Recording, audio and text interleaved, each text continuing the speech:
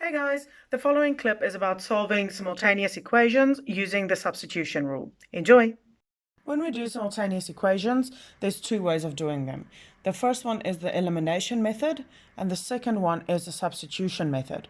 So the example we're going to do today is the substitution method.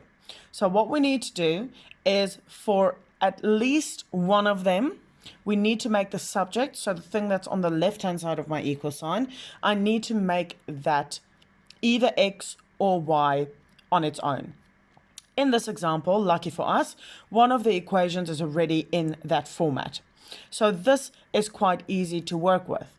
So substitution method is exactly what the word says. We need to substitute something into something else. When we look at these equations, I can see that this equation is quite a difficult one to rearrange, so we're not even going to try that.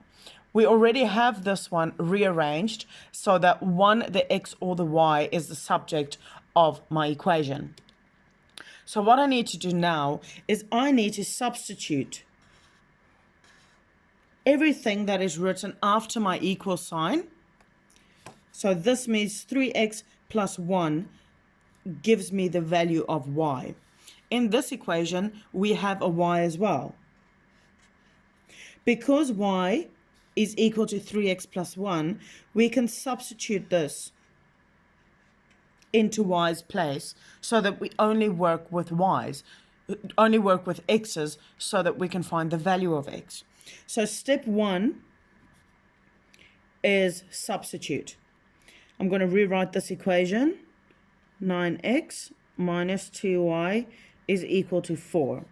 I need to put 3x plus 1 into y's place. So 9x minus 2. Remember, always when we substitute, we put whatever we're substituting into brackets. 3x plus 1 equals to 4.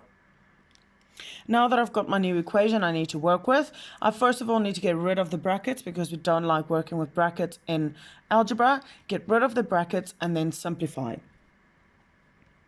9x. To get rid of the brackets, I need to expand the brackets, and doing that is multiplying this negative 2 with everything that is inside my bracket. So negative 2 times 3x is negative 6x. Negative 2 multiplied by positive 1 gives me minus 2 equals 4. When I am working with solving any equation, I need to find the value of x. So I need all the x's on the left and all the numbers on the right.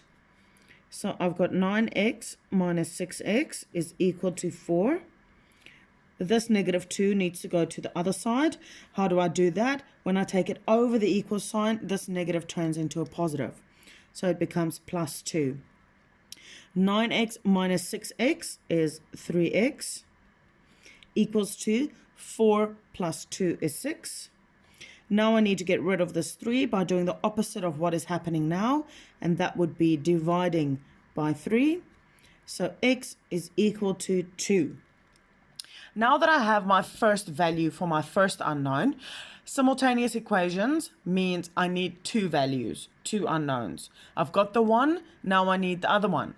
So my last and final step is to use this x value, substitute it into either the first equation or the second equation to find the value of y. I normally substitute this x value into the easiest one because then there's less chance of making a mistake. So my final step is find the y value.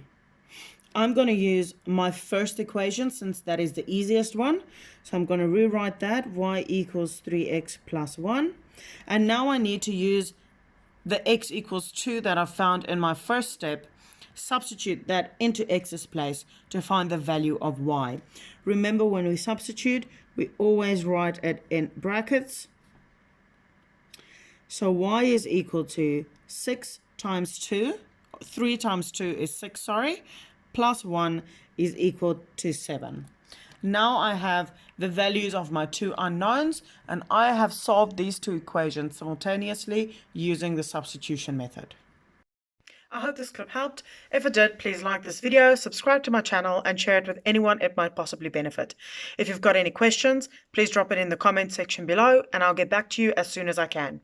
Find the link to using the elimination method for simultaneous equations over here. See you next time. Bye.